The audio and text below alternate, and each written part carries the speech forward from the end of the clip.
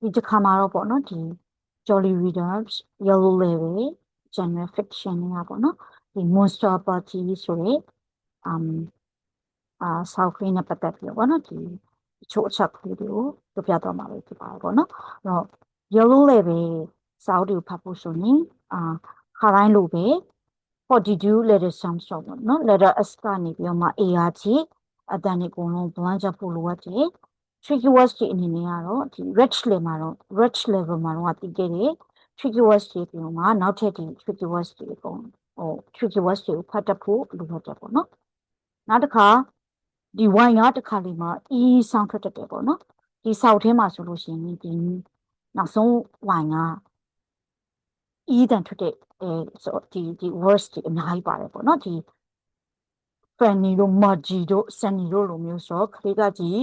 YXE sounds ကိုလေဒီဖတ်တတ်နေဖို့လိုအပ်တယ်နောက်ဒီ yellow level တွေက category တစ်မျိုးဖြစ်တယ်ပေါ့နော်ဒီ Inky Mouse and Friends အတွက်တော့ဒီ phonics ဆိုရင်နောက်ထပ် character လေးတစ်ခုသိဖို့လိုအပ်တယ်ပေါ့နော်ဒါဆိုရင်တော့ဒီ yellow level စာအုပ်တွေကိုဖတ်လို့ရပြီပေါ့နော်ခုကတော့ monster party ပေါ့နော်ဒီ party မှာကိုကဒီဝိုင်က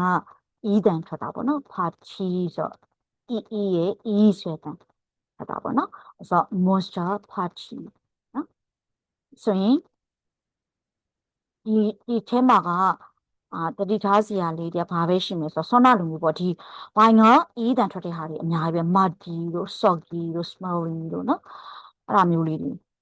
နောက်ဒီမှာလည်းလို့ပဲ shelly တို့ happy တို့ jolly တို့နော်ဆိုတော့အဲ့ဒါမျိုးလေးတွေကအများကြီးပါတယ်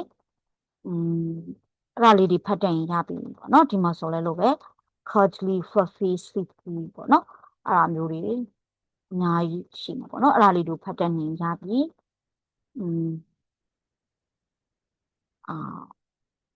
နောက်တစ်ခုကဒီ monster ရဲ့အနောက်မှာပါတဲ့ S က letter Z ရဲ့ရေးစံတွေပဲထွက်မှာပေါ့နော်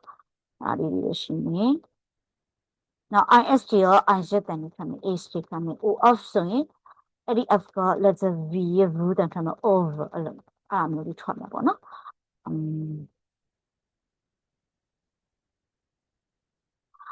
ဒါလေးတွေပါပဲเนาะဆိုတော့သူတို့တွေဖတ်ထက်တဲ့ဟာကျရင်ပျော်မှာပါเนาะပျော်စရာလေးဖတ်ရတာဒီဆိုနောက်ခါဒီ WES ကလေဒီBritish မှာဆိုလို့ရှိရင် wash အဲ့လိုဖြစ်တယ်ပေါ့နော်WOZ အတန်မျိုးထွက်တာပေါ့ wash ရောနော်အဲ့တော့ British essentially ရချင်เนาะအဲ့ဒါကိုကလေးတွေကိုတတိပေးဖို့လိုတယ်ပေါ့နော် wash အဲ့မျိုးလေးဒီလောက်ဆိုရင်သူတို့ဖတ်ရတာအဆင်ပြေမှာပါဒီစာလေးဆိုလေကလေးတွေကြိုက်နေလို့ထင်တာနော်ဆိုတော့ကြည့်ရတာပျော်စရာလေးဆိုတော့လေဆို reading comprehension အတွက်ကကြတော့ဒီမှာကလေးတွေကိုဖတ်ပြီးသွားလို့ရှိရင်ဒါလေးဆိုလဲမိကွန်းလေးတွေမိဖို့ကောင်းတယ်နော်မိကွန်းလေးမိလို့ကောင်းတယ်ဆိုတော့ကလေးတွေဖတ်ပြီးသွားလို့ရှိရင်သူတို့ဖတ်ပြီးတော့မှသူတို့ဒီတလောက်ကိုသူတို့ရဲ့ကိုယ်ပိုင်နော် own words တွေနဲ့ summary လေးလုပ်ပြီးပြန်ပြောခိုင်းတာမျိုးတွေလုပ်လို့ရတယ်ဒီချက်မှာပါတဲ့ character တွေနောက်ကကြလို့ရှိရင် action တွေ setting တွေရဲ့အကြောင်းကိုquestion တွေမေးပြီးလို့ရတယ်ပေါ့နော်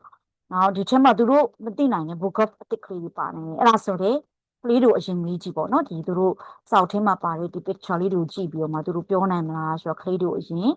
မေးကြည့်မှုပေါ့နော်သူတို့ဖြေတာလေးနည်းနည်းလေးလိုနေလို့ဆိုလို့ရှိရင်တော့ကိုကစောက်ထဲမှာပါတဲ့အကြောင်းအရာလေးနဲ့ဆက်ပြီးတော့ထပ်ဖြည့်ပြီးတော့ပေါ့ထပ်ဖြည့်ပြီးတော့မှသူတို့တွေရှင်းပြလို့ရတယ်ပေါ့နော်နောက်မိကွန်းလေးတွေမေးရနေမှာဒီစောက်ထဲမှာသူမိကွန်းလေးတွေပြီးထားတယ်ပေါ့နော် What's in the book ဆိုတာကစောက်ထဲမှာတိုက်ရိုက်ပါတယ်အကြောင်းအရာတွေ What do you think ဆိုတာကြတော့စောက်ထဲမှာ